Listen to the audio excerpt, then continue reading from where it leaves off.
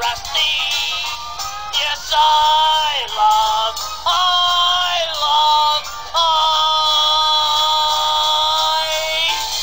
trash. The next comic I'm going to look at is Wildcats number 13. This is written by Christus Gage with art by Sean Mole. This is the first part of the story arc where Team 7 and the Wildcats team up to take down the evil and sadistic villain from their past, Dow. He's kidnapped Voodoo and Providence and is slowly taking their powers and thus becoming a god in himself. Once he's sapped them of their powers, he's going to find Max Friday and destroy him, and then he will be the most powerful person in the world.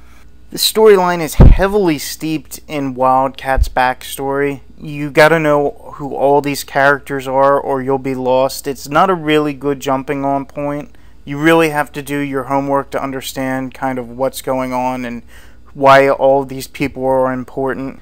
The artwork is adequate, nothing really amazing or awe-inspiring in here. And unfortunately, it's the same with the story. It's a nice little adventure, but there's nothing monumental going on. I can really only recommend this if you've read previous Wildstorm comics and you're familiar with the Wildcats history. Up next, I'm going to look at some Star Wars titles from Dark Horse. The first one I'm going to look at is Knights of the Old Republic, issue 43 and 44. These are part 1 and part 2 of The Reaping. This is written by John Jackson Miller with art by Bong Dazo. This story is a continuation of Zane Garrick helping out Jarrell.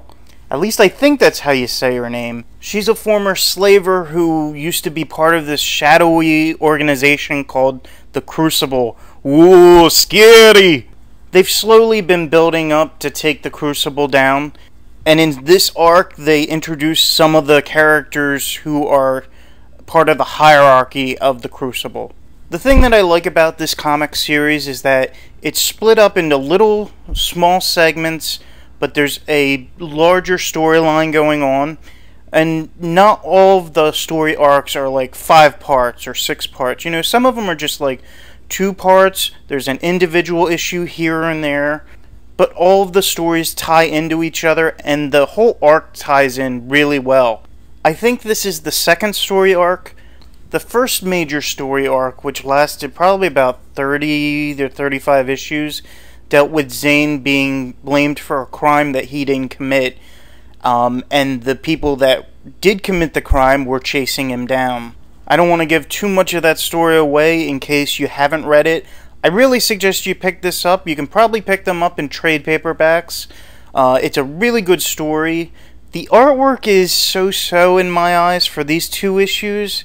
I'm not a big fan of the guy who does the artwork, but it's pretty adequate. There are some scenes in there that I really like that I think really work.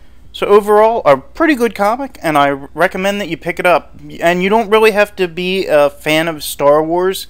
This takes place about 4,000 years before Luke and the Battle of Yavin and all that stuff. So it's not really tied down by any of the continuity. This does happen during the Mandalorian Wars, but I'm not really sure if Lucas has gone into detail about what happened during there. So they still kind of have carte blanche about what they do. Like I said, just a really good series. I definitely recommend it. The next 2 comics I'm going to do are Invasion, issues 1 and 2.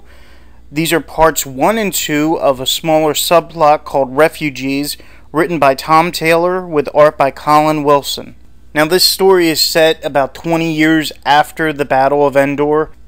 Luke has just started putting back together the Jedi Academy. He only has a few members, Han and Leia's 3 children, a Wookiee named Lobaka, which I assume is Chewbacca's son or daughter.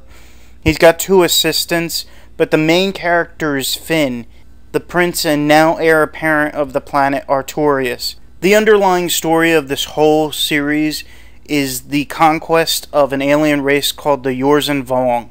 I guess since the Empire is no longer around, they've decided now's the perfect time to start invading other planets, and Artorias is one of the first planets to fall. Luke manages to save Finn just in the nick of time, but unfortunately some of Finn's family don't make it.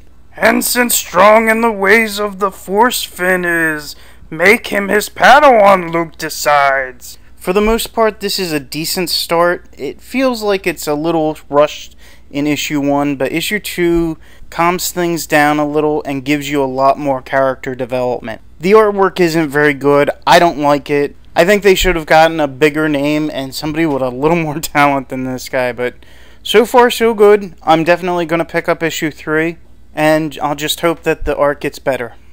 I figured I'd bookend my Wildcats review with another comic that's gotten a revamp from the 90s.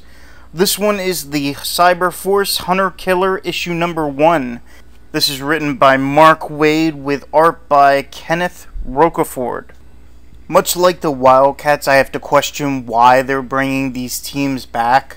They worked in the 90s because they were so over the top, but comics have moved on since then, and I really don't think this comic works in 2009.